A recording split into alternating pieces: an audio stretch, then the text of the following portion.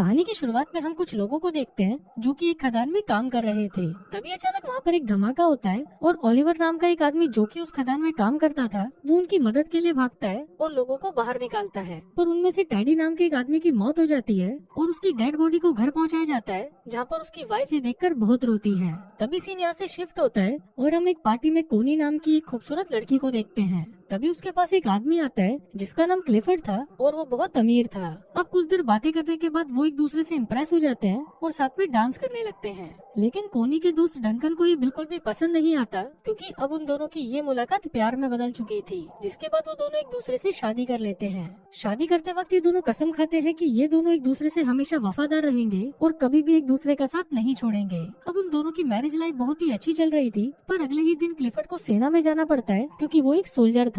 लेकिन जंग के दौरान क्लिफर्ड घायल हो जाता है और उसे वापस घर भेज दिया जाता है। हम देखते हैं कि आज क्लिफर्ड घर आ रहा था और सभी बहुत ज्यादा खुश थे और उसका वेलकम करने के लिए घर के बाहर खड़े हुए थे। क्लिफर्ड को देखकर कोनी बहुत ज्यादा खुश होती है, पर तभी हम देखते हैं कि उस जंग में घायल होने के बाद क्लिफर्ड के पेट के नीचे का हिस्सा पूरा पैरालाइज हो चुका था। अब क्लिफर्ड अपनी हालत से लाचार था और वो सबको थैंक यू बोलकर अंदर आ जाता है। वहीं कोनी क्लिफर्ड को देखकर खुश तो थी, पर वो अंदर ही अंदर बहुत ही ज्यादा दुखी थी। उनकी खुशियों से भरी जिंदगी में कभी ऐसा मोड़ भी आएगा ये उसने कभी सोचा नहीं था। इसी बात से दुखी होकर क्लिफर्ड खुद को मारने की कोशिश भी करता है, पर कोनी उसे रोक लेती है। वो उसे विश्वास दिलाती है कि वो हमेशा उसके साथ रहेगी। अब इसके दूसरी तरफ हम ओलिवर को देखते हैं जो कि अपने मंगेतर को लेटर लिख रहा होता है कि इस बार वो किसी खदान में काम नहीं कर रहा, बल्कि इस बार वो जंग में है। फिर कुछ दिनों बाद जब ओलिवर छुट्टी लेकर घर पर आता है तो वहाँ पर वो अपने मंगेतर को किसी दूसरे आदमी के साथ देख लेता है और उससे बिना मिले ही वहाँ से चला जाता है। फिर कुछ दिनों बाद ओलिवर काम मांगने के लिए क्लिफर्ड के पास जाता है। इसके बाद जब क्लिफर्ड उससे बात कर रहा था तब उसे पता चलता है कि ओलिवर भी उसी जंग में उसके अंडर काम कर रहा था। क्लिफर्ड इससे काफी इम्प्रेस हो जाता है और ओलिवर को उसके पक्षियों का ख्याल रखने का काम दे देता है। अपाहिज होने की वजह से क्लिफर्ड अपने लिए एक गाड़ी खरीदता है और जब वो उसमें बैठकर घूमता है तो उसे लगता है कि मानो उसके पैर वापस आ गए हों। फिर एक दिन वो कोनी के साथ ओलिवर के पास जाता है जो कि जंगल में बने एक कॉटेज में रहता था और पक्षियों की देखभाल करता था। वहाँ पर पहली बार कोनी ओलिवर को देखती है, जिसे देखते ही वो उससे प्यार कर बैठती है। फिर वहाँ से वापस आते वक्त कोनी ओलिवर को इशारा देती है, पर ओलिवर उसे समझ नहीं पाता। अगले दिन एक मेड कोनी के पास आती है और उसे कहती है कि ओलिवर अपने कॉटेज की चाबी मांग रहा है, तो कोनी खुद उसे वो चाबी देने उसके पास चली जाती है। फिर जब वो ओलिवर के पास पहुँचती है तो ओलिवर उसे ठीक से बात नहीं करता और उसे कहता है कि आपको ये तकलीफ उठाने की कोई जरूरत नहीं है। कोनी को भी ओलिवर के इस बिहेवियर पर गुस्सा आ जाता है और वो गुस्से में वहाँ से चली जाती है।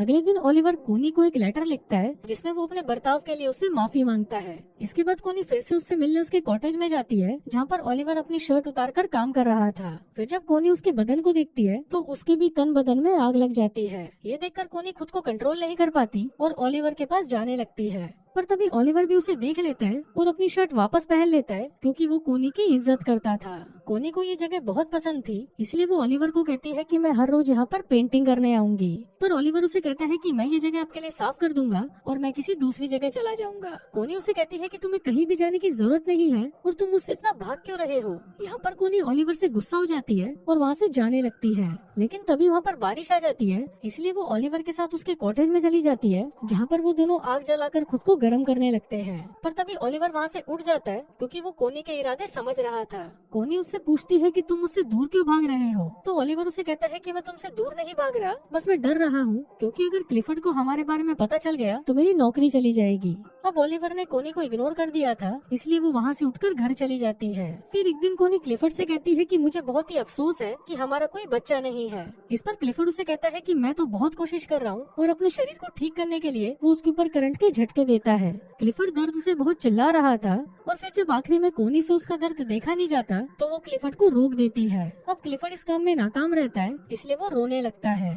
अब इसके अगले दिन कोनी जंगल में जाती है, पर तभी उसे ओलिवर के काम करने की आवाज सुनाई देती है, तो वो तुरंत उसके पास चली जाती है। जहाँ पहुंचकर वो छोटे चूजू को देखती है और उन्हें देखकर रोने लगती है। उन बच्चों को देखकर उसे अपने बच्चों की याद आती है जो कि शायद वो कभी पैदा नहीं कर पाएगी। अब कोनी को रोता देखकर ओलिवर उसके पास आता है और उसे गले लगा लेता है। अब ओलिवर भी कोनी को पसंद करने लगा था, इसलिए वो उसे अपने साथ अपने कॉटेज में ले जाता है जहाँ पर वो दोनों इंटीमेट होते हैं। कोनी पूरे दिन ओलिवर के साथ ही रहती है और फिर जब शाम होने को आती है तो ओलिवर उसे घर छोड़ने उसके साथ जाता है। जाने से पहले कोनी ओलिवर से पूछती है कि तुमने जो भी किया क्या तुम्हें उसका कोई पछतावा है, जिस पर ओलिवर कहता है कि नहीं, मैं तुमसे प्यार करने लगा हूँ और अब तुम सिर्फ मेरी हो। उसी रात बहुत तेज तूफान आता है और बादल गरजने लगते हैं। ओलिवर को कोनी की बहुत याद आ रही थी, इसलिए वो बहुत ज्यादा दारू पी लेता है। वहाँ पर कोनी की भी नींद उड़ चुकी थी और वो भी ओलिवर की यादों में सो नहीं पाती। फिर वो खिड़की से ओलिवर के घर की रोशनी को देखती है और वो खुद को रोक नहीं पाती और दौड़ते हुए ओलिवर के पास चली जाती है। लेकिन तभी हम देखते हैं कि कोनी को जाते हुए उनके घर की एक मेड उसे देख लेती है।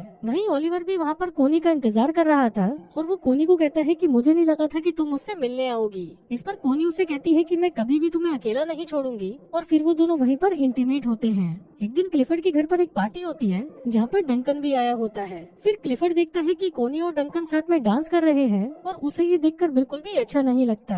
अगली सुबह क्लिफर्ड कोनी से कहता है कि तुम्हारे लिए तुम्हारे पति से ज्यादा इम्पोर्टेंट एक बच्चा पैदा करना है। कोनी हमेशा से ही एक बच्चा चाहती थी और क्लिफर्ड को लगता है कि शायद इसीलिए कोनी डंकन के करीब जा रही है। पर इस बात से कोनी बहुत गुस्सा हो जाती है, जिस पर क्लिफर्ड उसे कहता है कि उसे इस बात से कोई फर्क नहीं पड़ता कि तुम किसी से भी अपना बच्चा पैदा करो, बस वो बच्चा मेरा होना चाहिए। अब इस बात से गुस्सा होकर कोनी ओलिवर के पास चली जाती है और उसके साथ इंटीमेट होती है। फिर एक दिन कोनी को पता चलता है कि वो प्रेग्नेंट है और वो इस बारे में क्लिफर्ड को बताती है। क्लिफर्ड ये सुनकर बहुत खुश होता है और वो कोनी से उस आदमी का नाम पूछता है, पर कोनी उस आदमी का नाम नहीं बताती। एक दिन क्लिफर्ड ओलिवर से मिलने उसके पास जाता है और वो कोनी को भी अपने साथ चलने को कहता है। अब वो दोनों जा ही रहे थे कि तभी ओलिवर पीछे से आता है और कोनी को पकड़कर किस करने लगता है। अब वो दोनों किस कर रहे थे कि तभी क्लिफर्ड कोनी को आवाज लगाता है। दरअसल क्लिफर्ड की गाड़ी कीचड़ में फंस गई थी, पर तभी वहाँ पर ओलिवर आता है और उसकी गाड़ी को धक्का लगाने लगता है। पर इसी दौरान वो खांसने लगता है क्योंकि खदान में काम करने की वजह से उसके दोनों लंग्स खराब हो चुके थे। फिर कोनी क्लिफर्ड से कहती है कि तुम ओलिवर को रोक दो, नहीं तो वो मर जाएगा, लेकिन क्लिफर्ड ऐसा नहीं करता। अब फाइनली ओलिवर उसकी गाड़ी को कीचड़ से निकाल देता है और खांसता हुआ वहाँ से चला जाता है। थोड़ी देर बाद कोनी ओलिवर के पास आती है तो ओलिवर उसे गुस्से में कहता है कि उसने 12 सालों तक उनकी खदानों में काम किया और अपने लंग्स खराब कर दिए, लेकिन इसके बाद भी उसे जंग के लिए फ्रांस भेज दिया गया। वो कहता है कि मेरी लाइफ तुम लोगों जैसी नहीं है, इसलिए तुम अपने पति के पास वापस चली जाओ। फिर एक दिन कोनी की मेड मिस बोल्टन ओलिवर के कॉटेज में जाती है जहाँ पर उसे कोनी की डायरी मिलती है और उस डायरी को देखकर वो समझ जाती है कि कोनी के पेट में जो बच्चा है वो ओलिवर का है। एक दिन क्लिफर्ड आने वाले बच्चे की खुशी में अपने घर पर एक पार्टी रखता है, पर तभी वहाँ पर मिस बोल्टन आती है और क्लिफर्ड को कहती है कि कोनी के पेट में जो बच्चा है वो ओलिवर का है। फिर जब कोनी क्लिफर्ड से मिलती है तो क्लिफर्ड उससे बहुत नाराज हो जाता है। इसके बाद कोनी मिस बोल्टन के पास आती है और उसे पूछती है कि तुम्हें किसने बताया। मिस बोल्टन कहती है कि मुझे कुछ भी बताने की जरूरत नहीं है। अब कोनी को लगता है कि शायद मिस बोल्टन को ओलिवर ने बताया होगा, पर मिस बोल्टन उसे कहती है कि उसने मुझे कुछ नहीं बताया। अब इस बात से कोनी रोने लगती है और उसे कहती है कि वो ओलिवर से बहुत प्यार करती है। फिर मिस बोल्टन उसके पास आती है और उससे माफी मांगते हुए कहती है कि जल्दी से ओलिवर के पास जाओ वरना तुम्हारा पति उसे मार देगा।